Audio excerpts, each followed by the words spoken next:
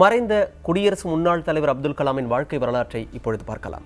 இந்தியாவின் 11வது குடியரசுத் தலைவராக இருந்த அவுல் பக்கீர் ஜலாலுதீன் அப்துல் கலாம் என்று அழைக்கப்படும் ஆ.ப.ஜ.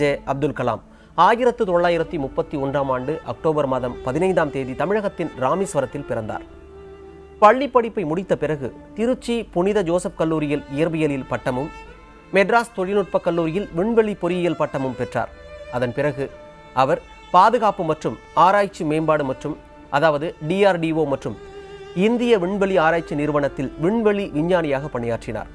1998ஆம் ஆண்டு இந்தியா 2வது முறையாக நடத்திய அணு ஆயுத பரிசோதனையின் போது தொழில்நுட்ப ரீதியாக முக்கிய பங்காற்றினார்.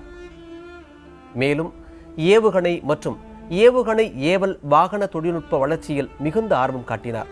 அவரது முயற்சியால் இந்தியா பிருத்வி, அக்னி போன்ற ஏவுகணைகளை சொந்த தொழில்நுட்பத்தில் தயாரித்து வல்லரசுகளுக்கு இணையாக உயர்ந்தது. இதனால் அவர் இந்திய ஏவுகணை திட்டத்தின் தந்தை எனவும் அழைக்கப்பட்டார். அவர் நாட்டுக்கு ஆற்றிய சேவைகளுக்காக இந்தியாவின் உயரிய விருதான பாரத ரத்னா விருது 1997ஆம் ஆண்டு அவருக்கு வழங்கப்பட்டது. 2002ஆம் ஆண்டு காங்கிரஸ், பாரதிய ஜனதா ஆகிய கட்சிகளின் ஆதரவுடன் இந்தியாவின் 11வது குடியரசுத் தலைவராக அப்துல் கலாம் தேர்ந்தெடுக்கப்பட்டார். 2007ஆம் ஆண்டு வரை பதவியில் இருந்த அவர் குடியரசுத் தலைவர் பதவியையே பெருமைப்படுத்தினார். தமது பதவிக்காலம் நிறைவடைந்த பிறகு பல்வேறு கல்லூரிகள் மற்றும் பல்கலைக்கழகங்களில் பேராசிரியராக பணியாற்றினார். மிகவும் ஏழ்மையான குடும்பத்தில் பிறந்த அவர் மாணவர் பருவத்திலேயே குடும்ப வருமானத்திற்காக செய்தித்தாள் விநியோகத்தில் ஈடுபட்டார். குடியரசுத் தலைவரான பிறகும் மிகவும் எளிமையாகவே வாழ்ந்தார். திருமணம் செய்து கொள்ளாமல் தனியாக வாழ்ந்த அவர் குடியரசுத் தலைவர் மாளிகையில் தனது உறவினர்கள் யாரையும் நீண்ட நாட்கள் தங்கக்கூட அனுமதிக்கவில்லை. மேலும் மருத்துவ சிகிச்சைகளுக்கு கூட அவர் வெளிநாடுகளுக்கு செல்லாமல் இராணுவ மருத்துவமனையிலேயே சிகிச்சை பெற்றார்.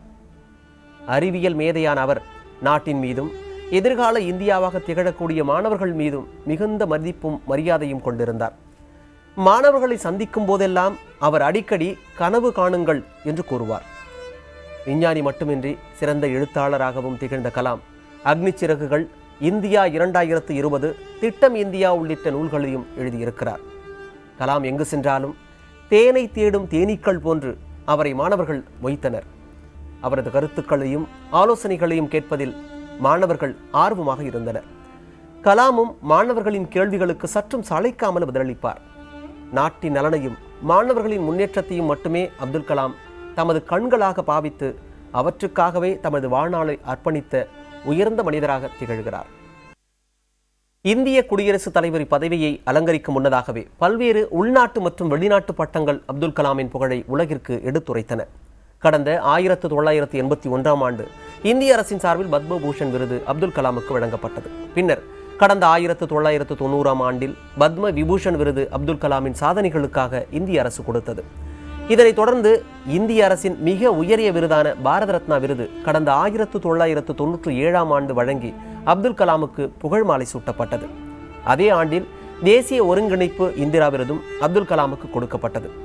இதனை அடுத்து இந்திய இராணுவத்தில் வழங்கப்படும் வீர சாவர்கர் விருதும் கடந்த 1998ஆம் ஆண்டில் அப்துல் கலாமுக்கு வழங்கப்பட்டது.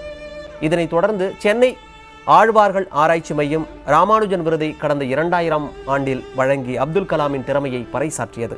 இதனை அடுத்து இந்திய குடியரசுத் தலைவராக பதவி வகித்த அப்துல் கலாமுக்கு கடந்த 2007இல் இங்கிலாந்தின் உல்வர்ஹாம்ப்டன் பல்கலைக்கழகம் அறிவியல் கௌரவ டாக்டர் பட்டம் வழங்கி சிறப்பித்தது.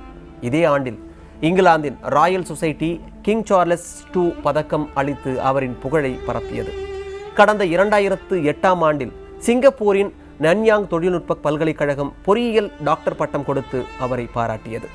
இதனை அடுத்து கடந்த 2009இல் அமெரிக்காவின் கலிபோர்னியா இன்ஸ்டிடியூட் ஆஃப் டெக்னாலஜி சர்வதேச ஓன் காமன் விங்ஸ் விருது வழங்கி அப்துல் கலாமை பாராட்டியது.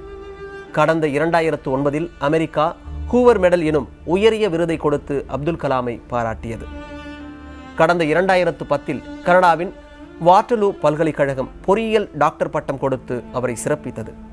பின்னர் 2012இல் சைமன் ஃப்ரேசேவர் பல்கலைக்கழகம் சட்டங்களின் டாக்டர் எனும் பட்டத்தை கொடுத்து அப்துல் கலாமை போற்றியது. இதனை அடுத்து கடந்த 2014இல் ஸ்காட்லாந்தின் எடின்பரோ பல்கலைக்கழகம் அறிவியல் டாக்டர் பட்டம் வழங்கி அப்துல் கலாமின் திறமையை போற்றியது.